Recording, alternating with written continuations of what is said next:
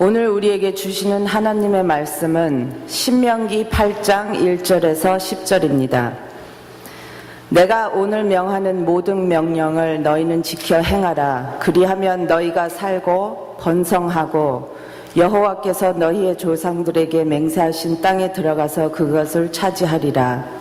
네 하나님 여호와께서 이 40년 동안에 내게 광야길을 걷게 하신 것을 기억하라. 이는 너를 낮추시며 너를 시험하사 내 마음이 어떠한지 그 명령을 지키는지 지키지 않는지 알려 하심이라. 너를 낮추시며 너를 줄이게 하시며 또 너도 알지 못하며 내 조상들도 알지 못하던 만나를 내게 먹이신 것은 사람이 떡으로만 사는 것이 아니요 여호와의 입에서 나오는 모든 말씀으로 사는 줄을 내게 알게 하려 하심이리라. 이 40년 동안에 내 의복이 헤어지지 아니하였고 내 발이 부르트지 아니하였느리라. 너는 사람이 이 아들을 징계함 같이 내 하나님 여호와께서 너를 징계하시는 줄 마음에 생각하고 내 하나님 여호와의 명령을 지켜 그의 길을 따라가며 그를 경외할지니라. 내 하나님 여호와께서 너를 아름다운 땅에 이르게 하시나니 그곳은 골짜기든지 산지든지 시내와 분천과 샘이 흐르고 밀과 보리의 소산지요 포도와 무화과와 석류와 감람나무와 꿀의 소산지라. 네가 먹을 것에 모자람이 없고 내게 아무 부족함이 없는 땅이며 그 땅의 돌은 철이요 산에서는 동을 캘 것이라.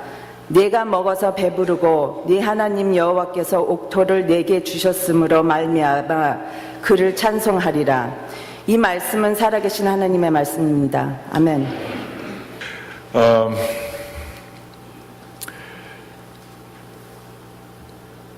우리에게 많은 사건들이 있었던 한 해였었습니다.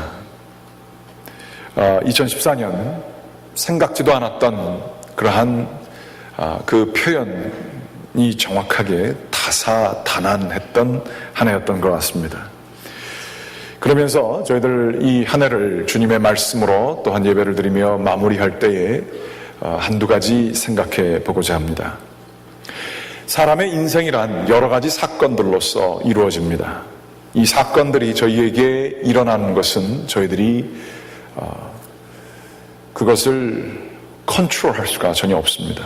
예상치 못했던 일들이 엄습하게 되고 전혀 기대하지 않았던 일들이 일어나게 되는 것이죠. 저도 2014년을 개인적으로 또한 교회적으로 되돌이켜보게 되면서 계획했던 것들이 이루어진 것도 있습니다만 계획했던 것들이 이루어지지 않은 것들이 더 많아 보였습니다. 그렇지만 또 전혀 계획하지 않았던 축복들도 많이 임했던 것을 보게 됩니다. 그러면서 다시 한번 깨닫는 것은 이거 내가 이 삶을 주관하는 거 아니구나, 이런 생각을 다시 한번 해보게 됩니다. 이러한 사건들이 많이 일어나게 될 때에 우리들이 꼭 기억할 것이 하나가 있습니다. 사건들이 우리가 컨트롤할 수 없고 제어할 수 없지만 우리가 컨트롤할 수 있고 그 통제할 수 있는 게 있으니 이 사건들에 대한 반향입니다. 이 사건들에 어떻게 반응할 것인가, 이것은 저희들이 컨트롤할 수 있습니다. 물론 본능적으로 화가 날 때가 있고 절망할 때가 있고 실망할 때가 있습니다. 그렇지만 그것을 기도 가운데에 말씀으로 바꿀 수 있는 능력을 하나님께서 주셨습니다. 그렇기 때문에 사건보다 훨씬 더 중요한 것이 있으니 해석입니다. 특별히 말씀이 세상을 창조했다고 믿는 저희들은 이 해석, 이 말씀의 덩어리, 이것들이 얼만큼 중요한지를 잘 아는 사람들이어야 합니다. 곰곰이 생각해보면 어떤 사건이 일어났을 때에 그 사건을 전체적인 안목에서 통시적으로 또한 전 그 일어나는 지구상에서 일어나는 여러 가지 그 입장에서 그 사건을 보게 되면 해석이 참 달라질 수 있는데, 우리는 우리의 시간 개념 안에서 우리가 경험하는 그러한 입장에서 우리가 들어왔던 얘기들로서 그 사건들을 판단하게 됩니다. 그러므로 그 사건을 저희 나름대로 해석하게 되었을 때에 우리는 그것이 당연한 반응이라고 생각하지만 우리가 조금 삶을 살아보고 사람들을 관찰하면 알 수 있듯이 저렇게까지 반응하지 않아도 되고 어떻게 저렇게 반응할 수 있지라고 하며 놀라는 일들도 있습니다. 그 반응 양식, 그 해석의 덩어리들이 얼마만큼 중요하냐 하면 사건은 과거에 일어났고 현재에 일어날 수 있는 일들이지만 어떤 해석의 틀을 가지고 덩어리들을 가지고 사느냐가 그 사람의 미래를 좌우하게 됩니다. 쉽게 예를 들면 전혀 알지 못하는 일들로 인하여서 아픔을 당하게 되었을 때에 우리 가운데 사건들이 많이 있잖아요. 사고가 날 수도 있고 사람과의 관계에 문제가 날 수도 있고 또한 재물적인 문제에서도 문제가 날 수 있고 여러 가지가 날 수 있는데 갑자기 극단적인 우리들이 그 반응 양식을 보게 되어서 그 미래까지도 전혀 예상치 못하는 일들이 일어날 수 있는데도 불구하고 우리들은 그 해석의 틀에 따라서 우리들이 삶의 태도를 결정할 수가 있는 거예요. 그래서 그 해석이 잘못되게 될 때에 그 사람은 전혀 다른 그 미래를 스스로 창조하고 있다는 사실인 것입니다. 어떤 사람이 그랬답니다. 어디서 이사를 와서 그 오랜 동안 그 동네를 지키고 있던 사람인데 어떤 사람이 모아서 이 동네에서 살만합니까? 이 동네는 좋습니까? 라고 물어봤답니다. 그랬더니 이분이 꼭 물어보는 얘기가 있다 그러지요. 예전 동네는 어땠어? 예전에 살던 데는 어땠어? 그러면 그 사람이 예전에 살던 데가 안 좋았었습니다. 그렇게 얘기를 한답니다. 그러면 그 지혜자가, 그 동네를 소개하는 지혜자가 이 동네도 매우 안 좋습니다 라고 얘기를 한다는 거예요. 그런데 예전에 살던 곳이 어땠어? 아주 좋고 참 좋았었습니다 라고 얘기하면 이 동네도 굉장히 좋을 것입니다. 그렇게 얘기를 한다고 그래요. 그 말 속에 사건보다 중요한 것이 해석이라는 얘기가 들어가 있는 거예요. 자기의 인생을 어떻게 보느냐에 따라 그 자신의 미래를 그렇게 창조할 수 있는 능력을 하나님께서 저희에게 하나님의 형상을 가진 이들에게 그렇게 주셨다라고 하는 얘기입니다. 내가 어떤 말을 쓰고 어떤 생각을 하느냐가 나에게 그러한 결과물들을 내놓을 수 있다라고 하는 이야기이죠. 우리들이 1년을 바라보면서 어떻게 해석해야 하는가, 이 문제가 매우 중요한 문제입니다. 정말로 이 1년을 바라보면서 어떠한 식으로 우리의 삶을 느끼고 바라보며 2015년을 어떻게 계획할 것인가, 이게 매우 중요한 입장인 것이지요. 여러분, 그러면 성경에서는 어떠한 삶에 대한 해석을 하고 있는지 궁금하지 않으십니까? 오늘 말씀을 좀 보게 되면 오늘 말씀은 신명기입니다. 신명기는 듀트로라고 하는 얘기는 두 번째라는 얘기고요. 남이라고 하는 것은 명, 하나님의 말씀이라 하는 얘기입니다. 두 번째 말씀이 주어졌습니다. 이 두 번째 말씀이란 무엇인가? 그것은 바로 출애굽 1세대가 아닌 출애굽 2세대들에게 주어진 그러한 하나님의 말씀이라 하는 얘기입니다. 출애굽 2세대들에게 그들이 경험한 건 이제 주로 대부분 그 광야 생활을 경험하지 않았습니까? 그러면서 이 광야 생활을 경험하고 이제 앞으로 약속된 땅에 들어가게 될 때에 어떠한 해석을 가지고 살아가야 될지에 대해서 이 오늘 말씀이 전해주고 계시는 것입니다. 첫 번째, 그들의 주어진 환경이 그렇지만 성경에서 바라보는 우리의 인생관은 기본으로 시작하는 것이 인생은 광야라는 사실입니다. 성경은 결코 인생이 아름다운 축복받은 내가 세상에서 얘기하는 당연하게 깔고 가는 그 기본이 좋은 가정을 이루고 좋은 직장을 가지고 자녀들이 잘 자라나며 건강하고 장수하는 것, 이것을 결코 당연하게 성경은 바라보지 않는다는 사실입니다. 많은 분들이 인생을 그렇게 누리고 직장을 가지거나 자녀들이 있거나 자녀들도 잘 되고 나도 건강하게 오래 살고 늘 조금 어려움이 있을지 몰라도 행복하게 사는 것을 당연하고 정상적인 것으로 생각하기가 쉽습니다. 그래서 그런 것들이 어려움을 당하게 되면 굉장히 왜 이런 일이 있느냐라고 우리들은 생각하면서 하나님을 원망하거나 주변 사람들을 원망하고 왜 이 당연한 것들이 이루어지지 않도록 했느냐, 아니면 이 당연한 일들이 왜 나에게 임했는가라고 하면서 질문을 하고 괴로워하게 되죠. 성경은 결코 인생을 그렇게 당연한 축복들을 당연하다고 이야기하고 있지 않습니다. 성경에서 말하는 인생은 살 수 없는 공간, 광야입니다. 살 수 없다는 얘기가 뭡니까? 광야의 특질을 보게 되면 이스라엘에서 말하는 광야는 완전한 사막 지역만이 아닙니다. 거기에 때로는 나무도 있을 수 있고 때로는 시냇가도 있을 수 있습니다. 그렇지만 바람이 불고 해가 땡볕이 있게 되고 언제 어느 상황이 될지 모르게 모든 그러한 필요한 삶에 아주 필요한 것들이 언제든지 말라버릴 수 있음을 성경은 이야기하고 있습니다. 영어 표현으로 sustainable이라는 얘기가 있습니다.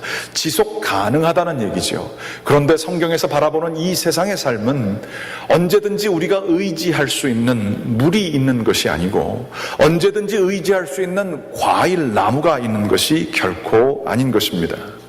이 모든 것들은 결코 당연한 것이 아니라 하는 이야기를 하고 있지요. 그러므로 성경의 세계관, 성경의 해석을 가지고 인생을 바라보게 될 때에 우리는 인생의 고통에 대해서 그렇게 놀랄 필요가 없습니다. 원래 인생이 그렇기 때문에 그렇습니다. 그러나 인생의 기본을 참 축복받고 당연하다는 것이 그 아주 축복받은 그러한 삶을 당연하다고 여기게 되면 우리는 삶에 대해서 냉소적인 자세를 갖게 됩니다. 아무리 노력해도 소용이 없어. 다 인맥이야. 다 돈이야. 라고 하며 우리는 삶의 태도에 대해 상당히 냉소적이 될 수 있습니다. 특별히 권위 있는 자들과 더불어서 한국 사회에 특별히 아주 있는 문제 중에 문제인데요.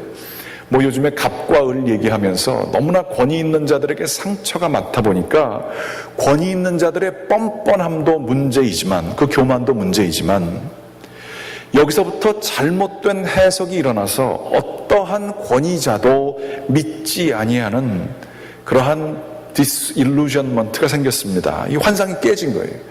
그래서 우리 가운데의 갑과 을의 관계에 있어서 있는 혐오감 같은 것들이 한국 사회에 너무 만연해 있습니다. 정치적인 계파가 다르면 무조건 상대방을 비하하고 존중하지 못하는 그러한 입장들도 양극화 현상들도 심하게 되지요.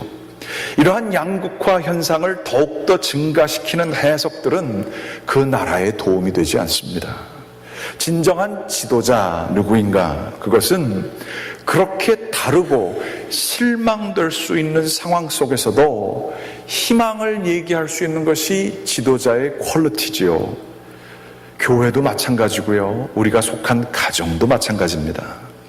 가정에서 쉽게 얘기하지 마십시오. 아우, 당신은 안 돼. 저주 중에 저주입니다. 아유, 당신하고 내가 어떻게 살게 됐는지. 이거 정말 큰 일이에요. 축복이라는 것은 무엇인가? 그것은 상대방의 삶 속에서 하나님이 바라보시는 하나님의 형상을 가진 사람의 모습을 보고 믿어주고 그것에 참여하며 그를 격려하며 사는 게 축복하는 겁니다. 말로만 하는 게 아니라 그렇게 정말 믿어주는 겁니다. 그런 사회가, 그러한 이야기들 해석이 있는 사회가 건강한 사회가 될 수 있어요. 그런데 자꾸만 안 좋은 거에만 집착하는 우리의 성향이 있다는 거예요. 죄성입니다. 실망과 절망과 실패와 낙담과 분노만을 가지고 인생을 살 수가 있어요. 여러분 그거 아세요? 각 사람마다 자기가 하는 돌아가는 레코드처럼 돌아가는 이야기들이 있다는 사실을요. 자기마다 하는 설교가 따로 있습니다. 인생을 바라보는 자기의 말씀 덩어리가 꼭 있습니다. 그 이야기들을 곰곰이 들어보게 되면 그분이 어떻게 사셔왔고 앞으로도 어떻게 사실 건가가 대충 짐작할 수 있습니다. 기쁨 가운데에서 감사로 사는 사람들은 계속 그렇게 살 것입니다. 그러나 남을 너무 비판하고 자기 자신도 너무 비판하고 학대하게 되는 경우에는 그 참 힘든 삶을 살 것이 너무 선명한 것이지요. 인간관계도 마찬가지입니다. 인간관계에 있어서도 사람을 어려운 가운데에서도 계속 믿어주려고 하고 또 믿고 좌절되고 실망되는 상황이 있더라도 그 사람에게 계속해서 변치 않는 자세로 나아가게 되면 좋은 친구들이 많이 생기게 되어 있습니다. 그러나 인생은 기본적으로 외로운 것이고 사람들을 신뢰하지 못하는 이 냉소적인 자세를 갖게 되면 결코 그들에게는 좋은 친구가 생기기가 참 어렵게 되는 것이지요. 성경에서 이 기본적으로 인생을 광야라고 얘기할 때에 우리는 삶을 살면서 크게 그렇게 실망할 일들이 없게 됩니다. 왜냐하면 성경은 모든 것들은 하나님의 은혜 없이는 어느 것도 당연한 것이 없다라고 이야기하기 때문에 그렇습니다. 고린도후서 6장 10절 말씀해 보게 되면 바울 선생님은 그러므로 이 광야 같은 인생을 이야기하기를 근심하는 자 같으나 라고 얘기하고 있습니다. 늘 근심하지 않을 수가 없어요. 삶이 결코 쉽지 않기 때문에 그렇습니다. 그러나 놀라운 것은 이 광야 같은 삶을 사는 이 바울 선생님, 살았던 바울 선생님, 여러분이 알고 있던 것처럼 주님을 믿으면 좋은 일만 있어야 하는데 주님의 말씀을 전하면서 매를 맞는 게 여러 번이고 감옥에 갇힌 것이 말도 없이 많으며 거기서부터 죽을 뻔한 것도 몇 번에 이르게 되는 고생을 했어요. 이분은 근심을 안 할 수가 없었어요. 하나님께 어떻게 원망을 안 할 수가 없었어요.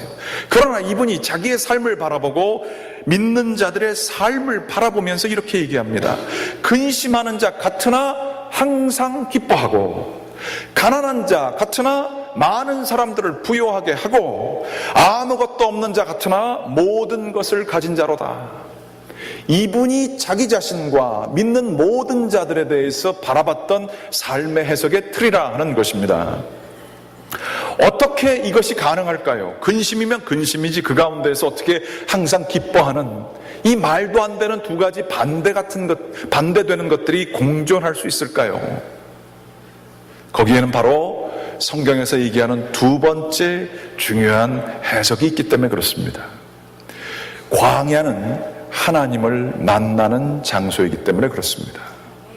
모세는 광야에서 정말 인생의 광야뿐만 아니라 문자적인 광야에서 하나님을 제대로 만나게 됩니다. 40년간의 그 왕자로서의 삶이 아니라 그 나머지 40년 동안의 그 자기 사업도 아닌 장인의 사역, 그 양치는 것, 거기서 외롭게 이름도 없이 빛도 없이 살아갔던 이 모세, 그는 그때의 하나님을 만나게 되지요. 야곱도 마찬가지 아닙니까? 정말로 좋은 집안에서 모든 것이 잘 돌아갈 때 만났던 하나님이 아니라 그 돌아갈 곳이 없고 앞으로의 미래도 전혀 모르는 광야에서 하나님을 만나지요. 성경에 나타나는 수많은 성경의 저자들은 하나님을 만난 곳이 다른 곳이 아니라 광야였다라고 이야기를 하고 있습니다. 성경의 그 어느도 세상적으로 모든 것이 다 잘 돌아갈 때에 그는 하나님과 함께 있었다라고 얘기하는 경우가 없습니다. 세상적으로 봐도 그렇습니다. 그 시대에 어려움을 이끌었던 지도자들, 정말로 모든 이들이 좌절하고 있는 상황 속에서 그것을 이끌어낼 수 있는 사람들의 위대함은 어떻게 생겼는가? 그들은 결코 좋은 것만 경험한 얄팍한 사람들이 아니었습니다. 영어 표현에 grit, G-R-I-T라고 하는 표현이 있습니다. 또 다른 표현으로는 strength of character입니다. 품성의 힘이라고 하는 거예요. 이걸 또 다른 말로는 용기라고도 하는 것이지요. 많은 도전들이 있었지만 그 determination, 굉장히 강한 의지를 가지고 넘어질 수 있는 수많은 기회가 있었지만 일어나서 다시 한번 일어나 끝까지 나아가는 사람들, 어려움 속에서 주저앉고 부정적인 것 때문에 자신까지도 부정적으로 된 것이 아니라 긍정으로 모든 것들을 이끌어 나간 사람들, 이 사람들이 위대한 그러한 지도자들이었습니다. 이러한 사람들에게 감동을 주고 소망을 주는 greatness, 위대함은 고통을 통해서 형성되고 고통을 이겨냄으로 형성이 되는 것이지, 세상적으로도 이 greatness는 편안한 환경에서 주어지는 것이 아닙니다. 여러분들, 우리가 기독교인이라 할 때에도 기독교인의 사명이 뭐예요? 교회는 세상의 희망이다, 저희들이 늘 외치고 있습니다만 쉽게 희망 얘기하지 마십시오. 고통 없이는, 성경에서 늘 이야기하는 십자가 없이는, 광야 없이는 희망을 이야기할 수 있는 자격이 아무에게도 없습니다. 광야에서 형성되는 것이 희망입니다. 모든 사람들이 절망하는 상황에서 하나님만 믿고 자기가 광야에서 만난 하나님을 붙들고 나가는 사람들만이 참된 희망을 이야기할 수 있습니다. 이러한 지도자들을 통하여서, 세상적으로도 그런데 이러한 지도자들을 통하여서 나라가 구원해질 수 있고 공동체가 구원해질 수 있고 가정이 살 수가 있어요. 힘들고 어려운 상황 속에서, 가정 속에서 서로가 서로를 비난하면서 끝나는 것이 아니라 그 힘들고 어려운 일상을 붙들고 삶을 전혀 보이지 아니하는 어둠 속에서도 서로가 서로를 위로하며 나아가게 될 때에 그 가정은 축복된 하나님의 정원이 될 수 있죠.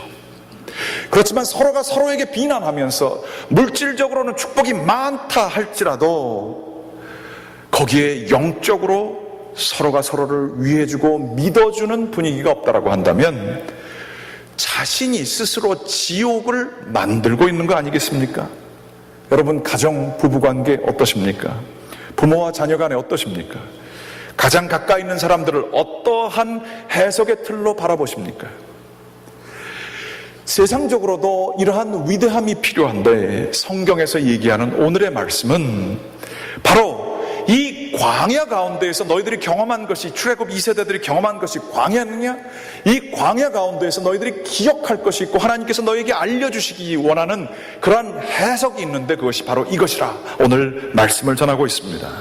오늘 1절 말씀에서 보면 이러한 얘기가 쓰여져 있죠. 내가 오늘 행하는 모든 명령을 너희는 지켜 행하라. 그리하면 너희가 살고 번성하고 여호와께서 너희 조상들에게 맹세하신 땅에 들어가서 그것을 차지하리라. 하나님의 말씀, 이 해석의 틀을 가지고 행하라라는 거예요. 너의 생각 가지고 살지 말아라는 겁니다. 하나님의 뜻을 가지고 살아라라는 얘기입니다. 그러면 첫 번째, 하나님의 뜻을 가지고 산다는 것은 무엇인가? 40년 내게 있었던 광야의 길을 걷게 하신 것들은 너희들은 늘 기억하라라고 얘기하고 있어요. 인생은 광야이고 어려움을 겪었던 너희 세대들, 그 광야를 기억하라라고 하는 거예요. 그러면서 말씀하시기를, 너를 낮추시며 너를 시험하사 내 마음이 어떠한지 그 명령을 지키는지 지키지 않는지 알려 하심이라. 또 3절 말씀, 너를 낮추시며 너를 줄이게 하시며 또 너로 알지 못하며 네 조상들도 알지 못하던 만나를 네게 먹이신 것은 사람이 떡으로만 사는 것이 아니요 여호와의 입에서 나오는 모든 말씀으로 사는 줄을 내가 알게 하려 하심이라. 고생을 하나님이 일부러 시키셨다는 얘기예요. 그러면서 그 고생 가운데서 주님을 믿었느냐라는 얘기예요. 고생만 시키셨느냐? 그게 아니죠. 단조롭지만 생명을 주는 은혜가 있었다는 거예요. 조상들이 알지 못했던 만나, 이게 뭐냐라는 뜻이 만나잖아요. 그걸 가지고 살았다는 거예요. 그 은혜를 주시고 뭐 넉넉하고 적과 끓이 흐르는 땅을 곧바로 주신 게 아니라 그 만나를 주시고, 그렇지만 또 광야를 주시면서 낮추시고 줄이게 하신 게 그 깊은 뜻이, 인생이 어렵다, 냉소적으로 이거 다 이런 거야 이렇게 끝나는 게 아니라 하나님을 알게 하려, 이 모든 것들이 불가능한 광야에서 어떻게 만나가 나왔는지 그 하나님 말씀 때문에 됐고, 너희들이 어려운 상황 속에서도 하나님 말씀만 의지하는지를 하나님께서 너희들 알게 하시려고 일부러 고생시키셨다라는 얘기가 나와 있는 것이지요. 한 해를 돌이키시면서 어떻습니까? 요즘에 특별히 뭐 주가지수는 올라갈지 모르지만 우리 인생이 너무 힘들잖아요. 견디다 이제는 못하겠다라고 하는 얘기들을 하시는 분들이 꽤 계십니다. 너무 힘들지요. 그런데 또 기억할 것은 저희 삶 속에 예상치 않았던 은혜들도 있었잖아요. 만나들도 있었잖아요. 애굽의 고기가마와 같은 것들, 우리가 경험했던 것들은 아니지만 만나는 분명히 있었지 않습니까? 그러면서 주님께서 우리에게 말씀하시는 거예요. 하나님께서 이 모든 것들을 주관하고 계시고 너희들이 이 상황을 통하여서 하나님의 말씀으로 사는 줄을 너희가 알지 못하느냐.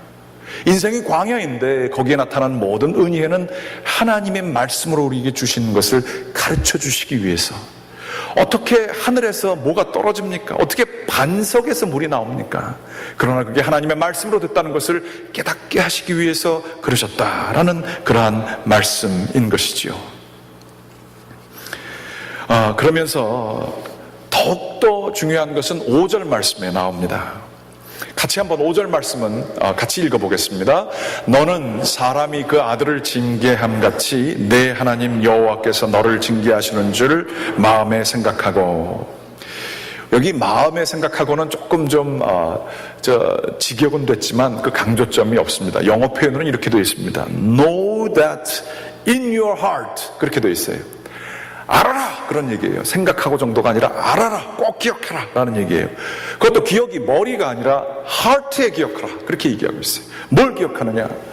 우리가 살고 있는 이 광야 같은 인생이 결코 무의미하게, 전혀 생각지 않게, 전혀 계획 없이 주어진 것이 아니라 하나님께서 우리를 사랑하셔서 아버지 된 하나님 같은 그 하나님이 아들을 징계함같이 우리에게 주신 게 광야였다라는 것을 마음에 기억하라 라는 얘기예요. 세상이 말하는 테스트는 무엇입니까? 테스트를 쳐서 약한 사람들은 떨어뜨려 버리고 테스트를 쳐서 사른 사람들만을 사랑하는 게 시험 혹은 테스트입니다. 그러나 여기서 얘기하는 하나님께서 우리를 시험한다, 징계하신다라고 하는 것은 그러한 잔혹한 테스트, 잔혹한 광야가 아니라는 거예요. 사랑스러운 부모가 자녀의 약함을 알게 되면 혼을 냅니다. 잘못해서 혼을 내는 게 아니라 사랑하기 때문에 혼을 내지 않습니까? 그래서 혼을 내고 정신을 차리게 하고 약한 부분을 반복해서 강하게 하려고 그를 시험하고 테스트하고 어려운 일을 주고 때로는 혼도 내고 큰 소리를 지르고 하는 것입니다. 그렇게 되게 될 때에 이 시험을 통해 아이가 올라오게 되기를 기대하는 것이 부모의 마음이지요.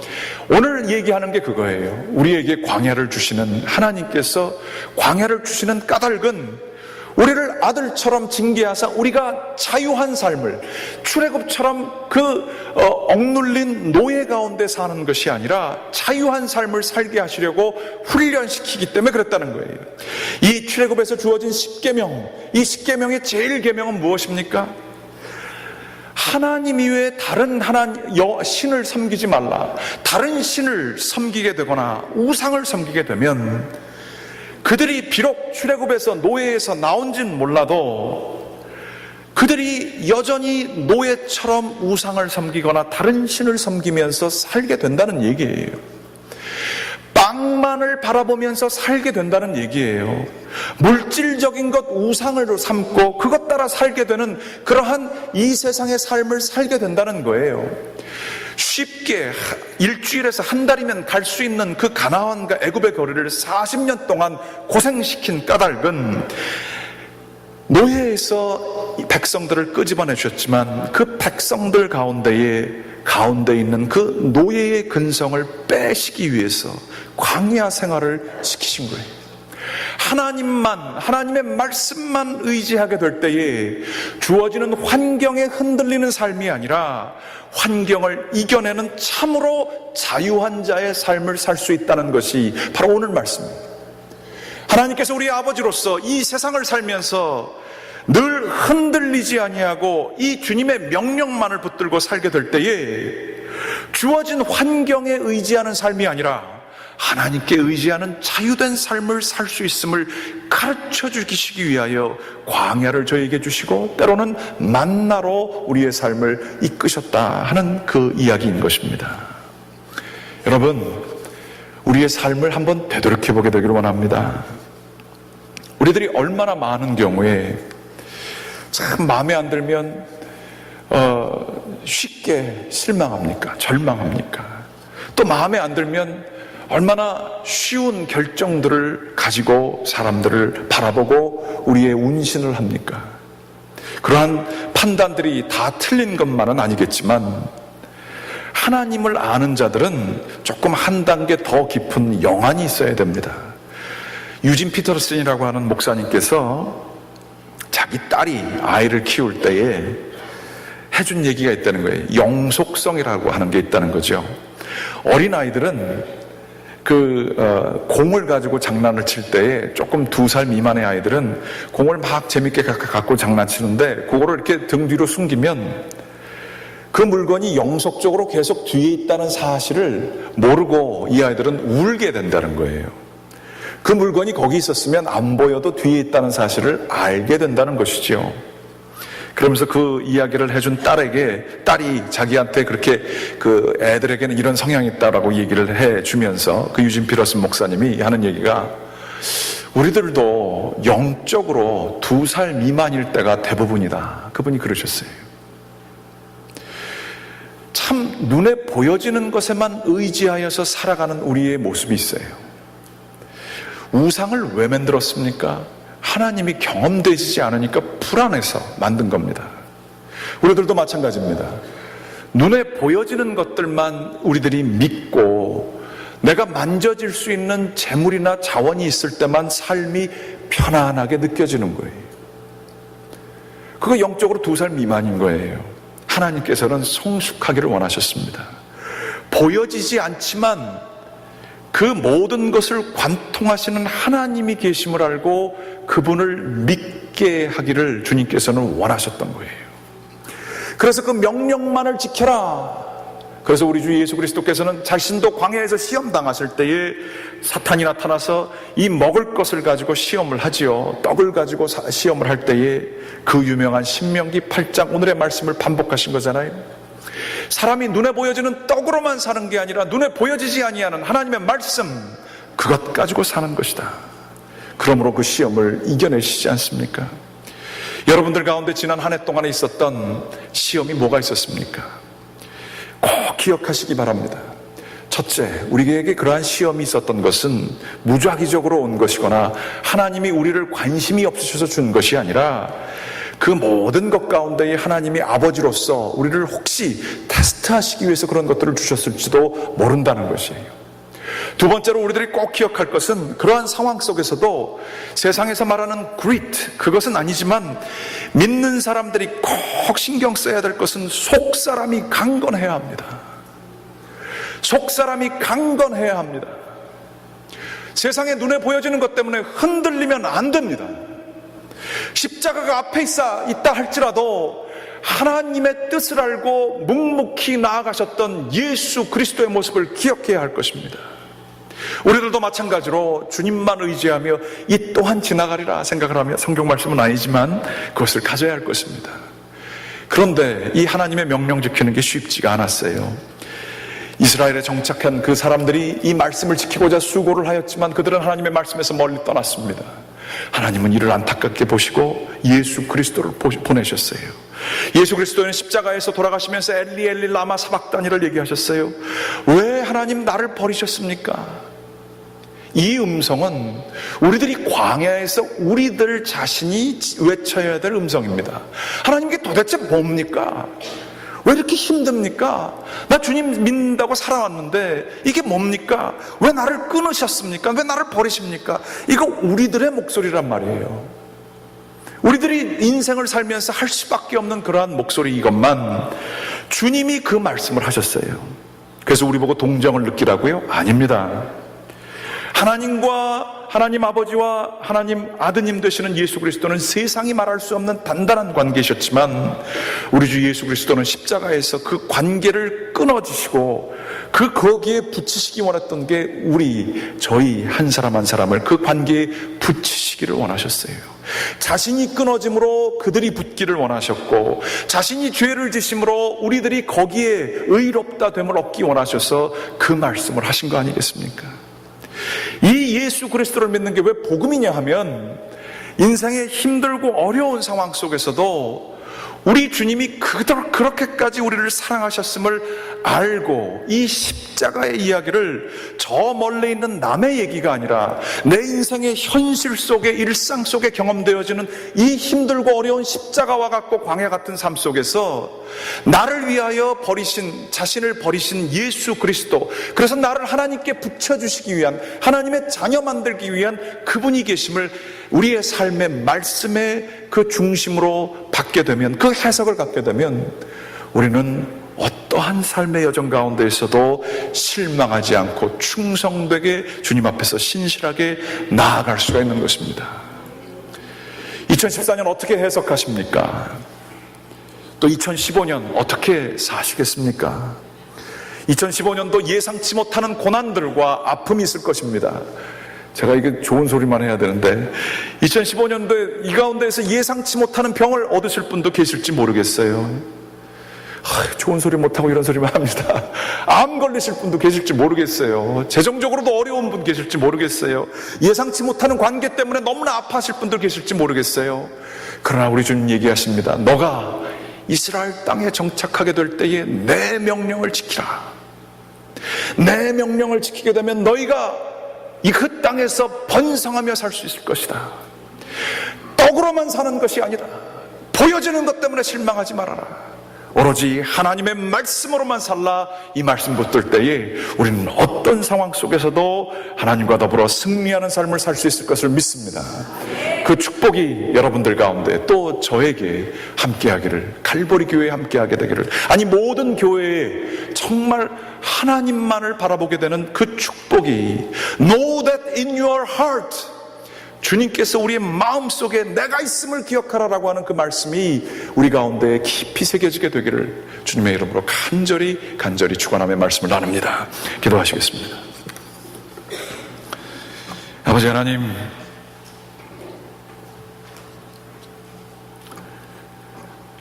주님은 신실하신 주님이십니다.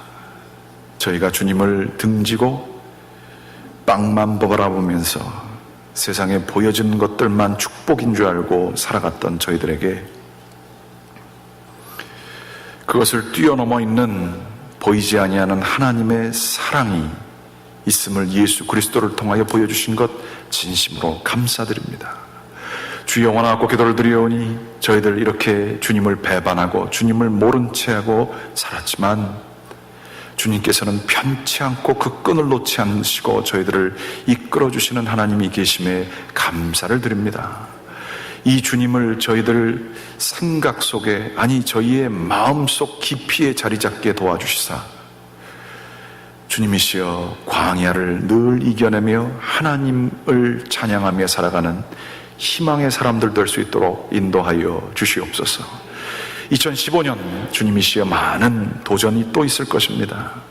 그러나 실망하지 않게 도와주시옵소서. 하나님을 믿기에 언제든지 독수리 날개치며 올라가는 것처럼 여호와를 앙망하는 자가 갖게 되는 축복을 가지고 살아가게 도와주시옵소서. 아버지 하나님, 원하옵고 기도를 드리오니 저희의 삶을 통하여 그러므로 저희의 뿌리가 주님께 깊이 뿌리 박혀있는 시냇가에 심은 나무가 되게 도와주시고, 그리하여 바람에 나는 겨와 같이 흔들리지 아니하고 주님 안에서 설 수 있는 주님의 백성들 되게 인도하여 주시옵소서. 주님께서 늘 저희들을 지켜주시고 저희들이 알지 못할 때에도 저희의 삶을 인도해 주셨던 보이지 아니하는 그 은혜, 2014년 가운데 주어진 주님의 만나에 감사를 드리며 이 모든 말씀 예수 그리스도의 이름으로 기도드렸습니다. 아멘.